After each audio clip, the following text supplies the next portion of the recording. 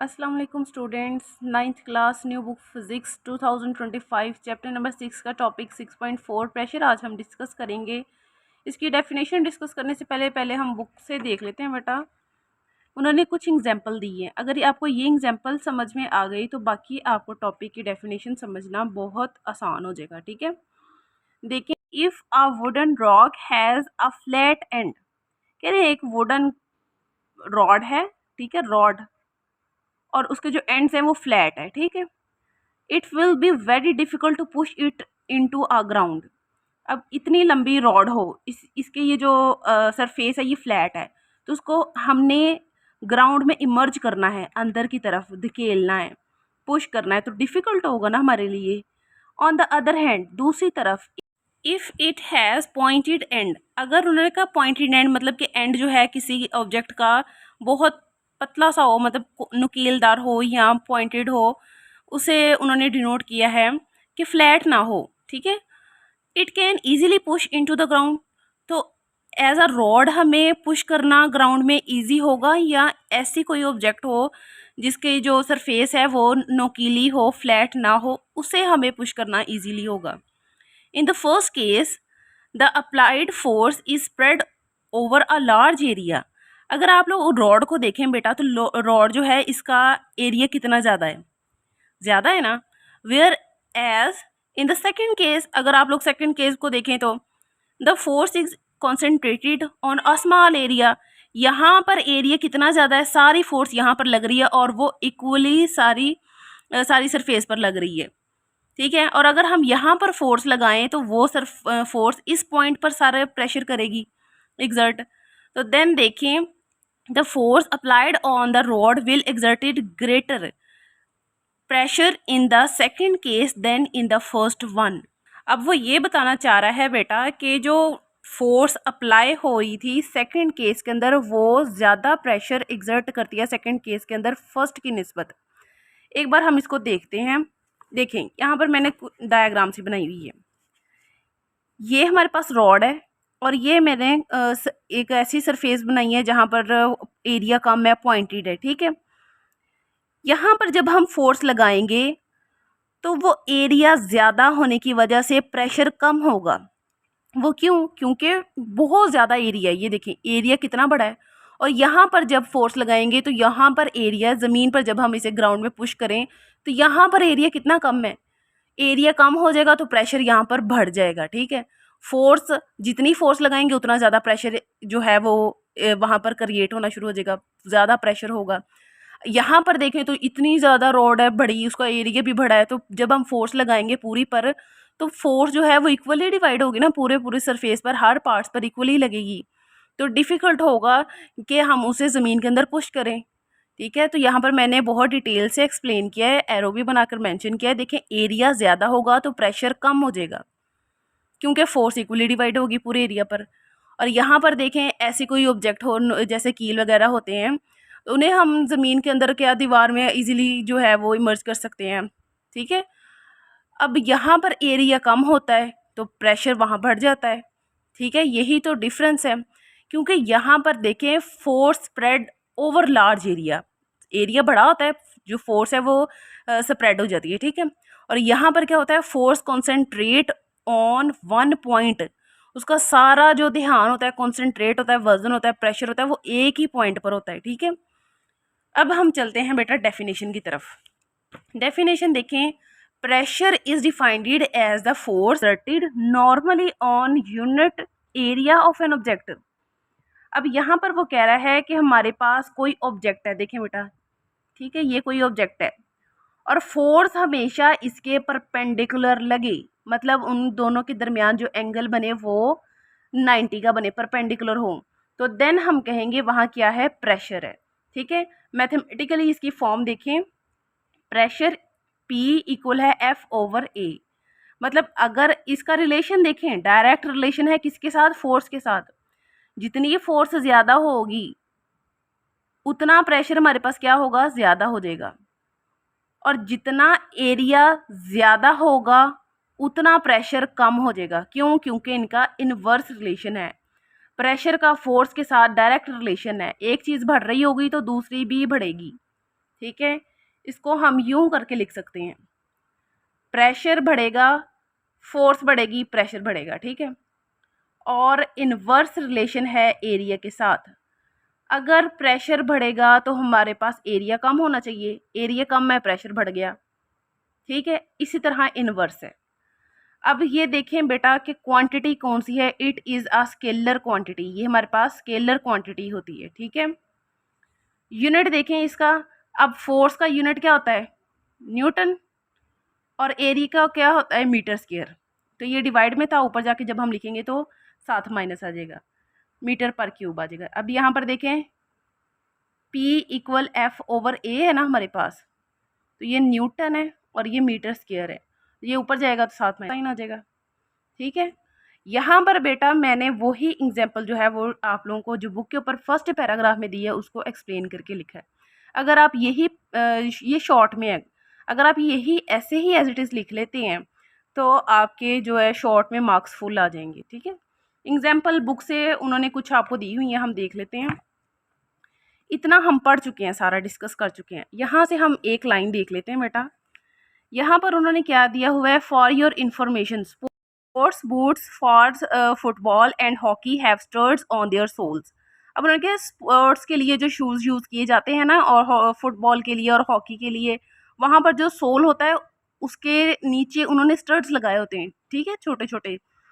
They reduce, उनका काम क्या है, दे रिड्यूस द एरिया, वो एरिया को कम करते हैं। वैसे तो शूज़ का जो है सोल वो फ्लैट होता है ना, मगर स्टड्स लगे होते हैं छोटे छोटे, वो क्या करते हैं, वो एरिया कम करते हैं। In contact between your feet and the ground, पाँव और ग्राउंड के दरमियान जो एरिया होता है उसको कॉन्टैक्ट एरिया उसको कम कर देते हैं। This increase the pressure and your feet gripped the surface more firmly. अब इसका मतलब क्या है, उन्होंने कहा प्रेशर जो है ना वो इंक्रीज हो जाता है, किसके दरमियान, आपके पाँव के दरमियान और सरफेस के दरमियान, ताकि पाँव स्लिप ना हो। ठीक है, प्रेशर ज़्यादा होने की वजह से आपका पाँव जो है वो स्लिप ना हो, और जो आपका पाँव है उसकी सरफेस के साथ ज़्यादा ग्रिप रहे। ठीक है बेटा, यहाँ पर आ जाएं।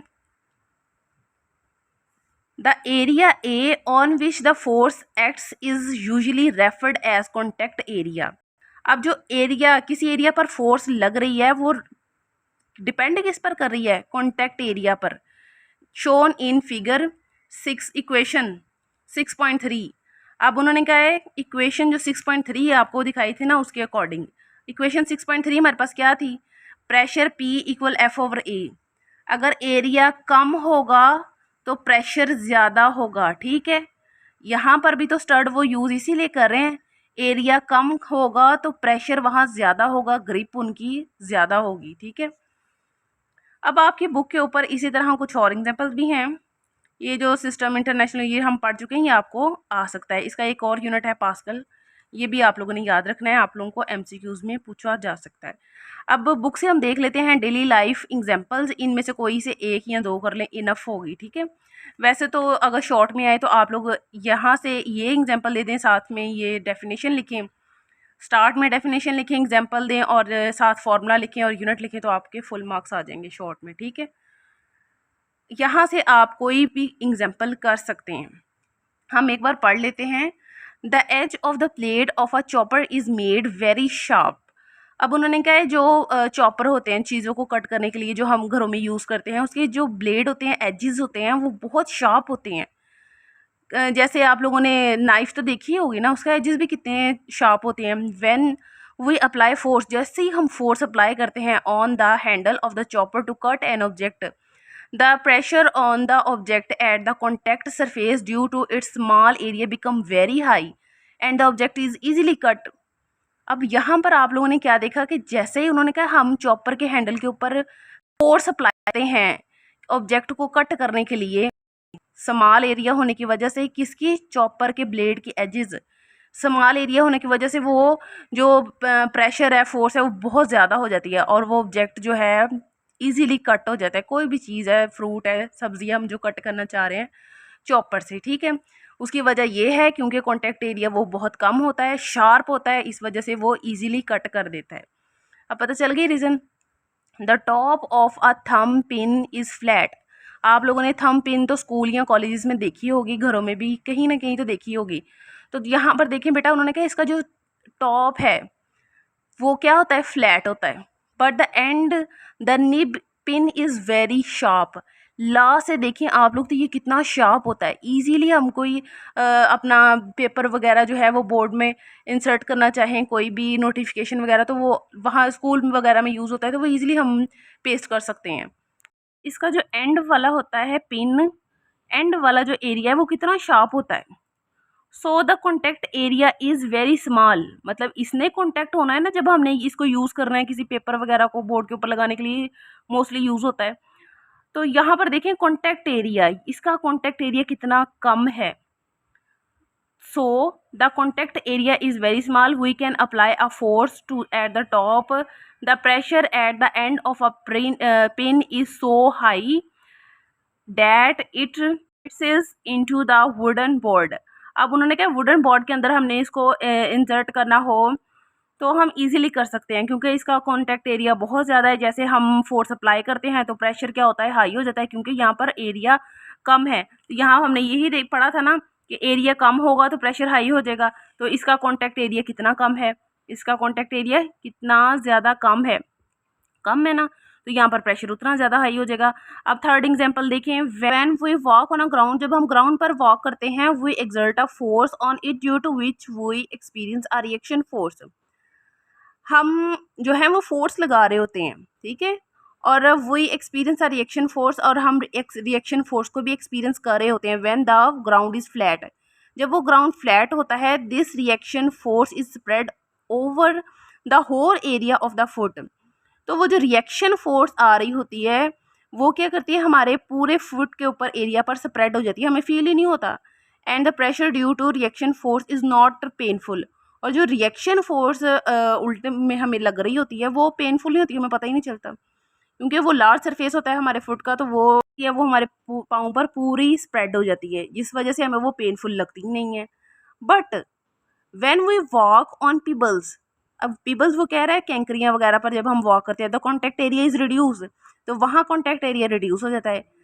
देखिए यहाँ पर जो हमारे पास सरफेस हो वो यूँ करके पीबल्स, यहाँ पर कॉन्टैक्ट एरिया कम होगा as compare to flat surface पर हम चलेंगे तो, ठीक है। तो यहाँ पर क्या होगा, then the pressure due to reaction force become so high. तो रिएक्शन फोर्स जब लगेगी तो वो बहुत ज़्यादा होगी और हमारे लिए क्या हो जाएगी, डैट बिकम्स पेनफुल, वो हमारे लिए पेनफुल हो जाएगी, ठीक है। अब पॉइंट नंबर 4 देखिए, heavy animals like elephant have thick legs. जो हाथी है बेटा, उसकी लेग्स जो होती हैं वो मोटी होती हैं, and flat large flat feet, और जो उसके पाँव होते हैं बड़े बड़े होते हैं और फ्लैट होते हैं, कहीं आप लोगों ने देखा हो तो यूं करके इसका पाँव होता है, ठीक है। So that due to large contact area pressure become less, इसके पाँव का एरिया इतना ज़्यादा होता है तो प्रेशर वहाँ क्या हो जाता है, कम हो जाता है। Otherwise their bones could not tolerate the pressure, उसकी टांगे ही प्रेशर बर्दाश्त ना कर सकें, ठीक है, और उसका अपना वजन भी। यहाँ पर ये हमारा जो टॉपिक है बेटा वो ख़त्म होता है। 6.5 प्रेशर इन लिक्विड्स, ये हम पढ़ लेते हैं। इसके सबसे पहले आप लोग डायग्राम देख लें, ये समझ आ गई तो फिर सारा टॉपिक ही समझ आ गया, ठीक है। डायग्राम देखें बेटा, यहाँ पर आप लोगों को एक कंटेनर नज़र आ रहा है जिसके अंदर पानी भरा हुआ है, ठीक है।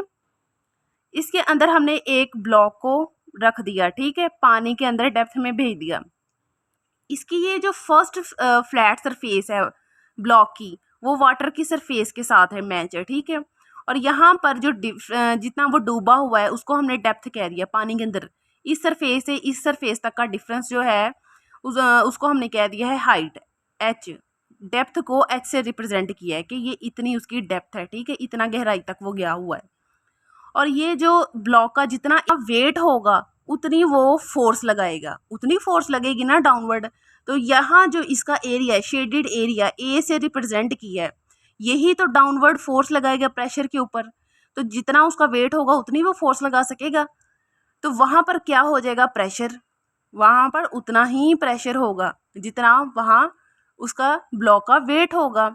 और वो इस एरिया से डाउनवर्ड प्रेशर लगाएगा। तो हमने यही कहा था ना, जो फोर्स है वो ऑब्जेक्ट के परपेंडिकुलर लगनी चाहिए। तो दोनों का जो रिलेशन है परपेंडिकुलर रिलेशन है दोनों का, ठीक है। अब इसको हम डिस्कस करते हैं। हमने फाइंड करना है प्रेशर इन लिक्विड।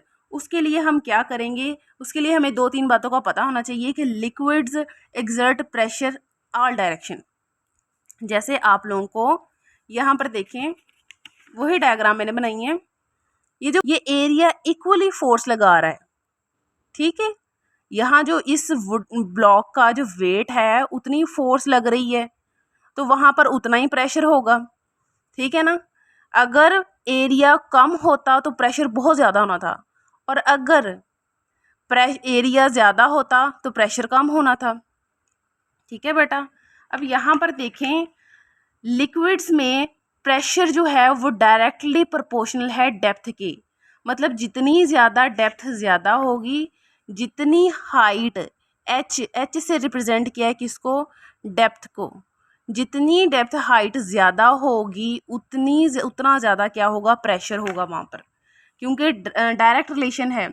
लिक्विड्स में प्रेशर उतना ज़्यादा हाई होगा जितना ज़्यादा उसमें डेप्थ होगी, ठीक है। Liquids pressure is increases with depth, ये आपको एमसीक्यूज में आ सकता है, बहुत इंपॉर्टेंट चीज़ है, ठीक है। इसको हम इस डायग्राम को अब हम एक्सप्लेन करने लगे हैं, ठीक है। ध्यान से एक्सप्लेनेशन समझ लेनी है, ये लॉन्ग के लिए इंपॉर्टेंट है। Consider an area A in the liquid. अब यहाँ पर उन्होंने एरिया ए की बात की है लिक्विड के अंदर। ये जो हमने ब्लॉक डाला हुआ है इसके एरिया को वो डिस्कस कर रहा है, ठीक है, एट डेप्थ एच। और ये जितना ज़्यादा पानी के अंदर गया हुआ है ना उसको हमने कह दिया एच। इसकी सरफेस से लेके पानी की सरफेस, यहाँ से स्टार्टिंग से लेके यहाँ तक जितना वो पानी के अंदर डूबा हुआ है उसको हमने कह दिया depth h. The force acting on this area is equal to the weight of the liquid column over surface a. इसमें वो कह रहा है कि जो फोर्स लग रही है कहाँ पर, सरफेस एरिया ए पर। ये जो एरिया, ये जो रेड से मैंने शेडेड किया हुआ है, ठीक है, ये इसका सरफेस एरिया है ना जहाँ पर फोर्स लग रही है। और वो फोर्स इक्वल किसके है, जितना उस ब्लॉक का वेट है उतनी ही वहाँ पर फोर्स लगेगी। ये भी आपको एमसीक्यूज में आ सकता है। The volume of this liquid is, तो वहाँ पर वॉल्यूम क्या होगा, वॉल्यूम की 3 साइड्स होती हैं, लेंथ, विड्थ और हाइट। 1 साइड 2 और 3, ठीक है। अब यहाँ पर देखें एरिया, एरिया क्या होता है, लेंथ मल्टीप्लाई विड्थ, और इसका यूनिट क्या होता है, मीटर स्क्वायर। और हाइट एच, इसका क्या होता है, मीटर। और हमारे पास वॉल्यूम क्या आ गया, मीटर क्यूब आ गया बेटा, ठीक है। वी नो डेट डेंसिटी का फॉर्मूला हमें पता है, डेंसिटी इक्वल है मास ओवर वॉल्यूम की। और अगर हमने मास फाइंड करना हो तो वी जो है वॉल्यूम दूसरी साइड पर जाके मल्टीप्लाई हो जाता है, ठीक है।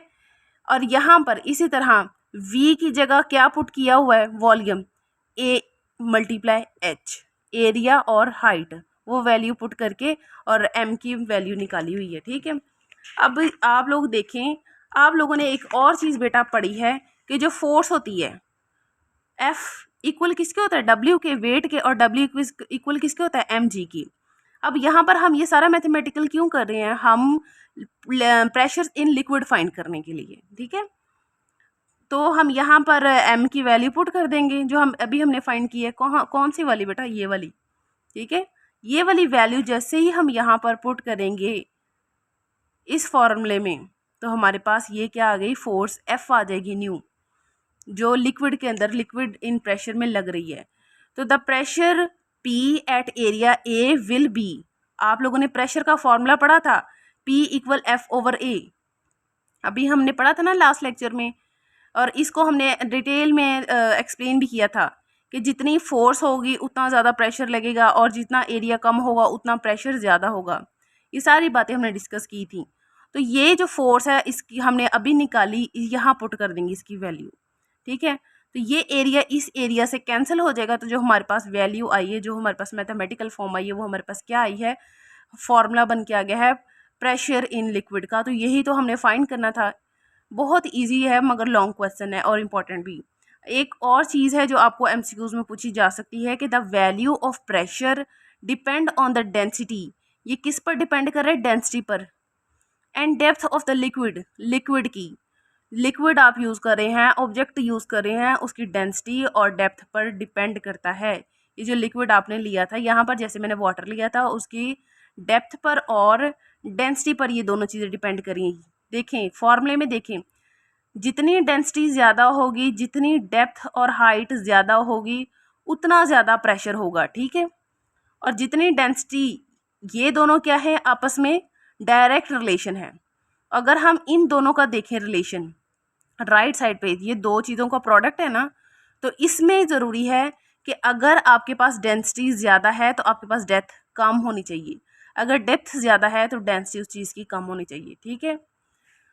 अब यहाँ पर आपकी बुक से देखें तो बेटा यहाँ पर उन्होंने आप लोगों को एक्टिविटी दी हुई है 6.3 इसी टॉपिक को एक्सप्लेन करने के लिए। ये डेप्थ और हाइट का जो चक्कर है ना, डेप्थ कह लें या हाइट पढ़ लें इसको, उसका चक्कर को समझाने के लिए। कंटेनर लें और उसमें पानी भर लें, ठीक है, और उसमें 3 डिफरेंट होल करें। फर्स्ट जो होल करें वो सरफेस से थोड़ा सा नीचे करके हट के करें, और फिर थोड़ा सा हटके लगाएं, और फिर थोड़ा सा हटके होल करें।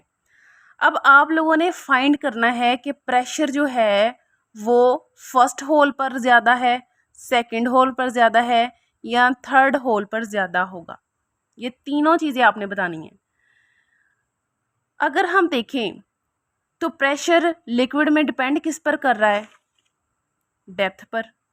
जितनी हाइट ज़्यादा होगी उतना प्रेशर ज़्यादा होगा। तो इस होल से देखें, ये जो वाटर की सरफेस है यहाँ तक हाइट कितनी है, इतनी कम है, तो पानी निकलेगा तो साथ में एंगल क्या बना देगा, 90, और साथ ही ग्रेविटी की फोर्स की वजह से डाउनवर्ड चला जाएगा, फ्लो कर जाएगा, ठीक है। अब सेकंड होल पर देखें तो ये वाटर की सरफेस से लेके सेकंड होल तक हाइट थोड़ी बढ़ गई as compare to first hole. तो यहाँ पर प्रेशर जो है वो ज़्यादा, पानी जो है वो ज़्यादा प्रेशर के साथ निकलेगा, 90 का एंगल बनाएगा और फिर ग्रेविटी की वजह से नीचे फ्लो कर जाएगा। यहाँ पर 0.2 पर प्रेशर ज़्यादा होगा निस्बत 1 की, ठीक है। 0.3 पर आ जाएं तो यहाँ पर जो है डेप्थ कितनी ज़्यादा है, हाइट ज़्यादा है ना। नीचे वाले पानी की नहीं बात करें, वो तो पड़ा रहेगा, ये तो हमने ऊपर वाले पानी की बात करें डेप्थ की, क्योंकि पानी तो यहाँ से स्टार्टिंग से नीचे की तरफ आता है। अब यहाँ पर जो सुराख है बेटा, यहाँ से पानी बहुत ज़्यादा प्रेशर से निकलेगा, एंगल यहाँ पर भी 90 का बना रहा है, मगर ज़्यादा स्पीड और प्रेशर की वजह से फिर थोड़ी सी अगर ग्रेविटी की फोर्स लगी तो वो नीचे डाउनवर्ड फ्लो कर जाएगा। प्रेशर अगर हम बात करें तो वो 0.3 पर बहुत ज़्यादा होगा। होल जिसे हम 3 का नाम दे रहे हैं वहाँ पर प्रेशर सबसे ज़्यादा लगेगा, ठीक है बेटा। से आप लोगों की एग्जाम्पल हम पढ़ लेते हैं। एग्जाम्पल है बेटा 6.2, calculate the pressure of column of mercury 63 centimetre height.